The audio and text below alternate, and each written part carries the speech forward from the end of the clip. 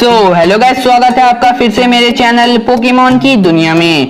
Guys ये video मैंने twin clash और उन लोगों के लिए बनाई है जिन्हें लगता है कि सीबोल्ट का मेगा ब्लास्टोइज अलायन के मेगा चार्जर्ड एक्स से ज्यादा पावरफुल है। और टून क्लैश इस वीडियो को प्लीज पूरा देखना, क्योंकि जैसे आपने और आपके सब्सक्राइबर्स ने कहा कि सीबोल्ट का मेगा ब्लास्टोइज आसानी से अलायन के मेगा चार्जर्ड एक्स को हरा देगा, तो ये वीडियो आप सभी के लिए ही है। मैं प्रूव कर सकता हूँ आप सभी लोगों को कि क्यों अलायन का मेगा चार्जर्ड एक्स सीबोल्ट के मेगा ब्लास्टोइज से ज्यादा पावरफुल है।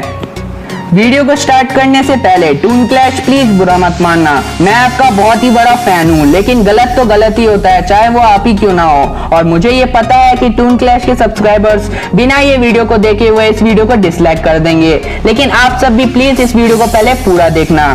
चलिए गाइस, आज की इस वीडियो को स्टार्ट करते हैं।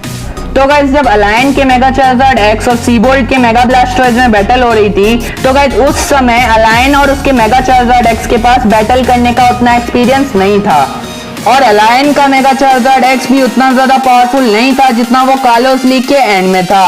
क्योंकि गाइस देखो, कॉमन सेंस की बात है, जितना पोकेमॉन बैटल करेगा उतना ही पावरफुल बनेगा, और उस समय अलायन के मेगा चार्जर्ड एक्स के पास बहुत ज्यादा कम एक्सपीरियंस था, क्योंकि उस समय अलायन के मेगा चार्जर्ड एक्स ने उतनी ज्यादा बैटल्स नहीं की थी। और सीबोल्ट एक इलाइट 4 मेंबर है, और सीबोल्ट और उसके ब्लास्टोइज के पास बैटल का बहुत ज्यादा एक्सपीरियंस था।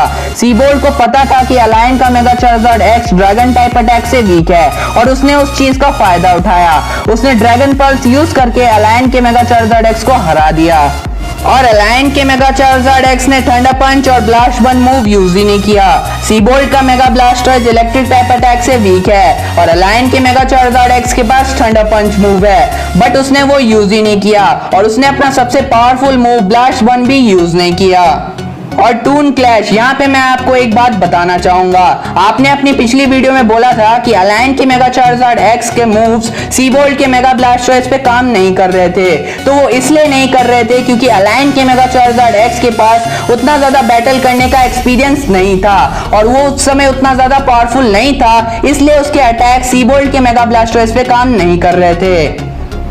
अब देखो टून क्लैश, इस बात को एकदम ध्यान से समझना। जब अलायन का मेगा चार्जर्ड एक्स सीबोल्ट के मेगा ब्लास्टोइज से हारा था, तब उसके बाद अलायन और उसके मेगा चार्जर्ड एक्स ने बहुत ज्यादा ट्रेनिंग की थी। अलायन और उसके मेगा चार्जर्ड एक्स ने प्राइमल गॉर्डन से फाइट की और उसे बहुत देर तक रोक के रखा, और प्राइमल गॉर्डन के प्रेसिफाइड ब्लेड को भी अपने एक ही ड्रैगन क्लॉ से डिस्ट्रॉय कर दिया।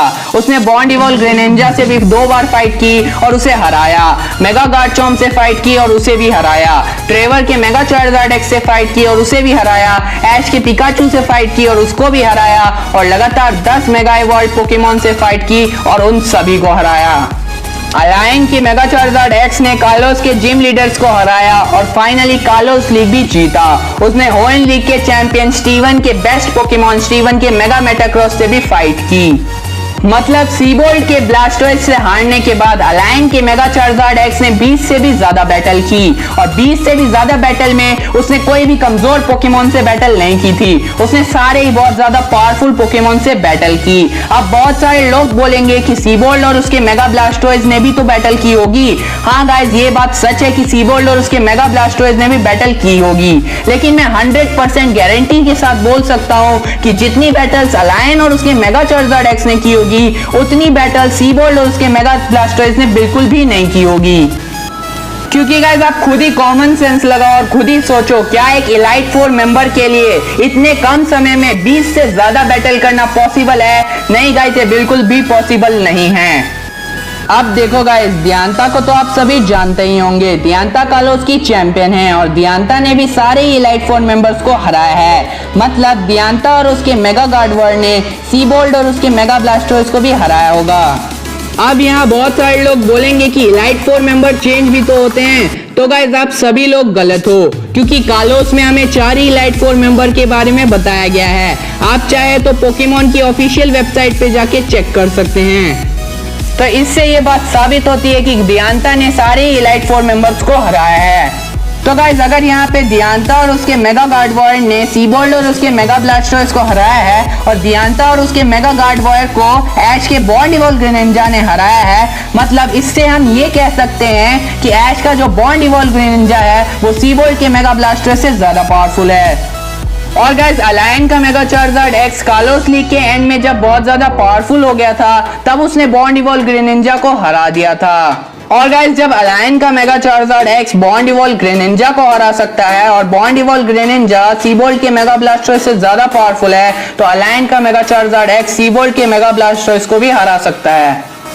और टून क्लैश, जहां तक सीबोल्ट के मेगा ब्लास्टर्स के मेगा लॉन्चर की बात है जिससे उसका ड्रैगन पल्स और हाइड्रो पंप और भी ज्यादा पावरफुल हो जाता है तो मेगा चार्जर्ड एक्स के पास भी टफ क्लॉज की एबिलिटी है जिससे उसका ड्रैगन क्लॉ और थंडर पंच और भी ज्यादा पावरफुल हो जाता है।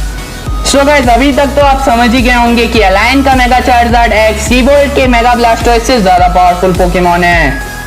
सो गाइस अगर आपको ये वीडियो पसंद आती है तो प्लीज मेरे चैनल को सब्सक्राइब कर लेना क्योंकि यार बहुत मेहनत लगी वीडियो बनाने के लिए तो उसके लिए एक सब्सक्राइब तो कर ही सकते हो। मेरे लिए कोई सजेशन है तो कमेंट कर सकते हो। तब तक के लिए bye bye and thanks for watching.